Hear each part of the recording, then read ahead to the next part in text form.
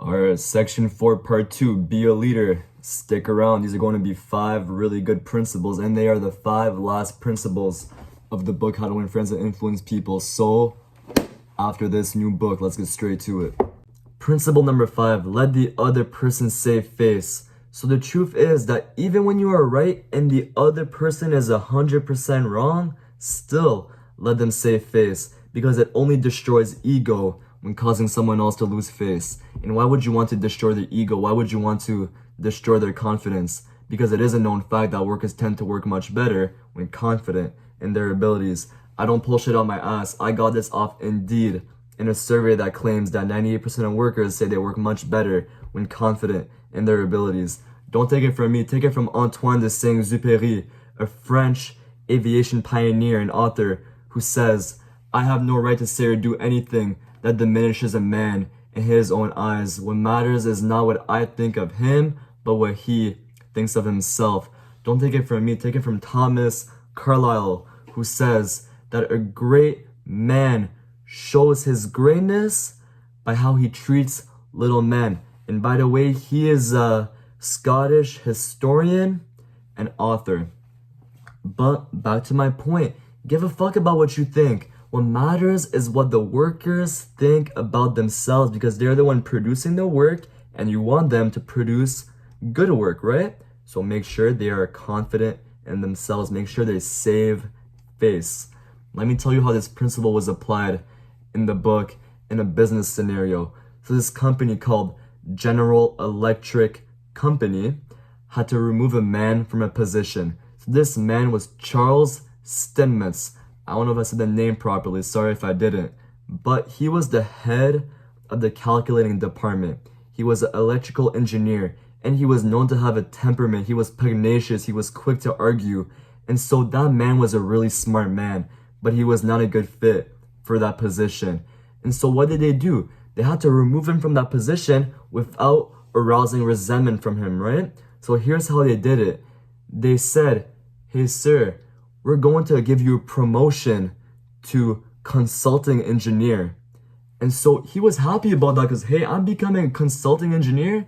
That sounds pretty nice. But guess what? It was the exact same thing that he was doing before being head of the department. And so now the company's happy, Charles Steinmetz is happy, everyone's happy, okay? And that is how you do something without arousing resentment. You let them save face.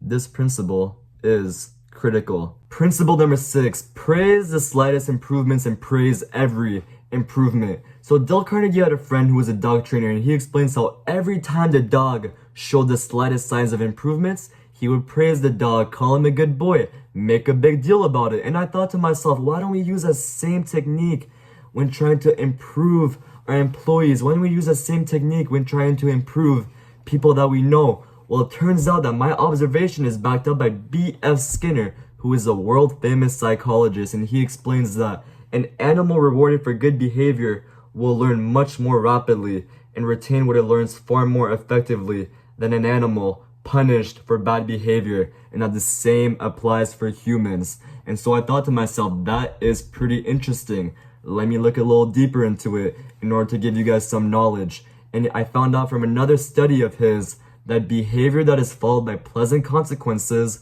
is likely to be repeated, and behavior followed by unpleasant consequences is less likely to be repeated. Pretty simple, right? That is kind of common sense. But we do have 2 key findings from that study, and that is that number 1, positive reinforcement leads to reinforced good behavior, and that number 2, punishment leads to suppressed undesirable behavior. And so you might think to yourself, why don't I just use punishment instead? Well, the truth is that he found out that punishment, although it did lead to suppressed undesirable behavior, it also led to anxiety, it also led to fear, it also led to physical aggression, and they'll end up not wanting to do that thing entirely. For example, let's say I'm your manager and your job is to mop the floor, and every time you did a bad job, I would punish you for it. well, what's gonna end up happening? You won't want to mop the floor entirely. You won't want to do it anymore because I keep punishing you for it. So I could use punishment, but why not use positive reinforcement? You'll get better at it that way instead of not wanting to do it at all. That is it for principle number 6. Let's get on to principle number 7. Principle number 7, give the other person a fine reputation to live up to. To put it in other words, if you want someone to implement a new skill or a new trait, you gotta act as though they already have that skill or that trait. For example, if I want my employee Timmy to become a more organized person, well, I'm gonna act as if Timmy already were an organized person. I'm gonna talk to him and talk about him as if he already were an organized person. Why? Because now Timmy is gonna have a fine reputation to live up to. He's not gonna let you down when he has such high standards to uphold. Get what I mean? William Shakespeare says it best, assume a virtue if you have it not. And that couldn't be more true. I mean, let me give you an example from the book, how Bill Parker, a sales representative for a large food company, was very excited about a new line of product that his company was putting out, but he was pretty upset when a manager of a food store decided that he will not be putting in that new line of product into his store. And so what did Bill Parker do? He decided he would give it one more try by giving the manager a high standard to live up to, a fine reputation to live up to. Here's the letter he sent to the manager. Jack, since I left this morning, I realized I hadn't given you the entire picture of our new line, and I would appreciate some of your time to tell you about the points I omitted. I have respected the fact that you are always willing to listen and are big enough to change your mind when the facts warrant a change. Could Jack refuse to give Bill another hearing? Not with that reputation to live up to, right? So that is it for principle number 7. I hope you understand why it is such a important principle and why it works so well. So let's get on to principle number 8. Principle number 8. Use encouragement. Make the fault seem easy to correct. So tell your child, tell your spouse, tell your employee that he or she is stupid or dumb at a certain thing, has no gift for it, and is doing it all wrong, and you have destroyed almost every incentive to try to improve. But use the opposite technique. Be liberal with your encouragement. Make the thing seem easy to do. Let the other person know that you have faith in his ability to do it, that he has an undeveloped flair for it, and he will practice until the dawn comes through the window in order to excel. And that is a simple truth. And you know what? This principle is really similar to principle number 6, which is to praise the slightest improvements. Because isn't praising improvement a form of encouragement? I think so, but I'll still elaborate, right? The goal is to make a fault seem easy to correct, because then we'll be much more motivated to achieve it. Because if we think something's easy, we'll be like, well, how can I not do something that's easy? Of course, I'm gonna try and achieve it. And we always achieve things better when we think it is easy to do. It's gonna be a more probable chance that we'll achieve it, right? Dale Carnegie explains how he went to his friend's house in order to play the bridge game. And the thing was that Dale Carnegie never played the bridge game before. He thought he wasn't good at it. And so he's like, me, the bridge game? Impossible. Never. But his friend said, oh, come on, Dale. You know what? You are really good with numbers. You have a great memory. This game will be a breeze for you. You will get through it really easily and you'll have a natural flair for it. And so what did Dale Carnegie do? He played the bridge game, and turns out he was pretty good at it. So if you want to be a good leader, use encouragement.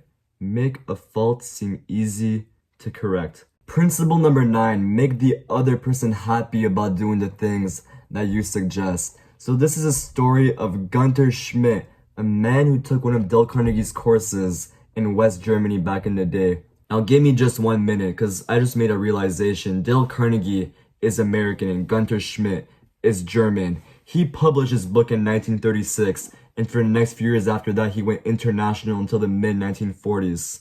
What was happening during that time?